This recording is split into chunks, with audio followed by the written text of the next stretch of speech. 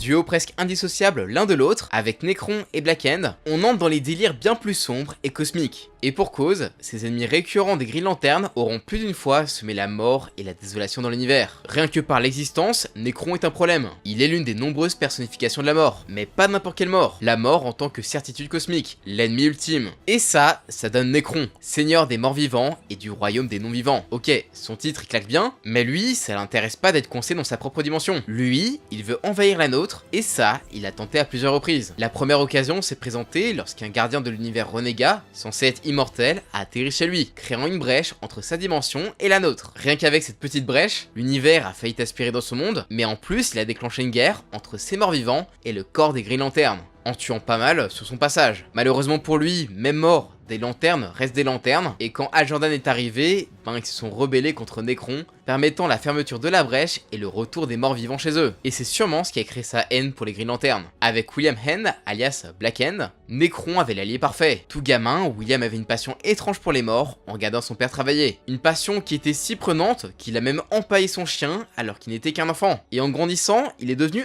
un petit peu trop fan des cadavres. Et sa vie bascula lorsqu'Atrocitus croisa son chemin, permettant à William d'obtenir une arme capable d'absorber et de renvoyer les pouvoirs de Lanterne. Du coup, il a pris des sacs mortuaires, en a fait son costume et est devenu Black End, un ennemi récurrent de Green Lantern. Et il est terrifiant, si passionné par la mort qu'il dormait avec des cadavres avant de finir par tuer toute sa famille, puis lui-même, devenant ainsi l'avatar parfait de la mort et le premier Black Lantern de Necron. Ensemble, Necron et Black End ont commis l'une des pires atrocités de DC, la Blackest Night. Après la guerre du Sinestro Corps où le cadavre de l'Anti-Monitor avait été envoyé dérivé dans l'espace, Necron l'a récupéré pour en faire la batterie centrale de son futur corps des Black Lantern. Avec Black End comme son avatar et point d'ancrage dans le monde des vivants, ils ont ressuscité de nombreux héros, vilains et civils pour tourmenter les vivants. Résultat, de nombreux héros ont dû affronter des versions zombifiées de leurs proches, juste pour alimenter les anneaux noirs en émotion. T'as même Aquaman qui avait été zombifié avec sa maîtresse pour tourmenter Mera en lui balançant au KLM un truc genre « Rejoins-nous, notre famille est là et notre fils aussi ». Ah ouais quand même.